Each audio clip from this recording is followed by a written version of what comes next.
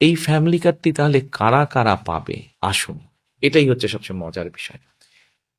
এই মুহূর্তে বাংলাদেশে সরকারের পক্ষ থেকে বিভিন্ন রকম সহযোগিতা চালু আছে। এ এই এরকম এই শ্রেণীর মধ্যে হলে এই সহযোগিতা পাবে, অমুক এই শ্রেণীর মধ্যে হলে অমুক সহযোগিতা পাবে। এই ফ্যামিলি কার্ডটি আমরা সকল মা বোনের কাছে, সকল গৃহিণী, সকল স্ত্রী, সকল মায়ের কাছে পৌঁছে দিতে চাই। সেজন্যই এটাকে আমরা জেনারেলে রেখেছি।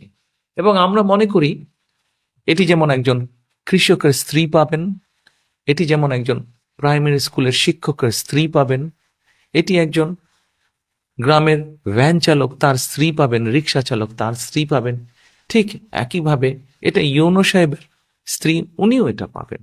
ডিসি সাহেবের বা এসপি সাহেবের স্ত্রী, উনিও এটা পাবেন। ক্ষুদ্র ব্যবসায়ী যেমন স্ত্রী, উনিও পাবেন, ঠিক আরেকজন সচ্ছল ব্যবসায়ীর স্ত্রী, উনিও পাবেন। কিন্তু আমরা বিশ্বাস করি বাংলাদেশের মানুষ তার নিজের দেশকে অনেক ভালোবাসে। কাজে আমরা দৃঢ়ভাবে বিশ্বাস করি যাদের প্রয়োজন নেই তারা সেটি ফিরিয়ে দিবেন, এবং তারা যখন ফিরিয়ে দিবেন সেই কার্ডের অংশটা আমরা দিতে পারবো যারা সত্যিকার যাদের প্রয়োজন তাদের কাছে দিতে পারবো।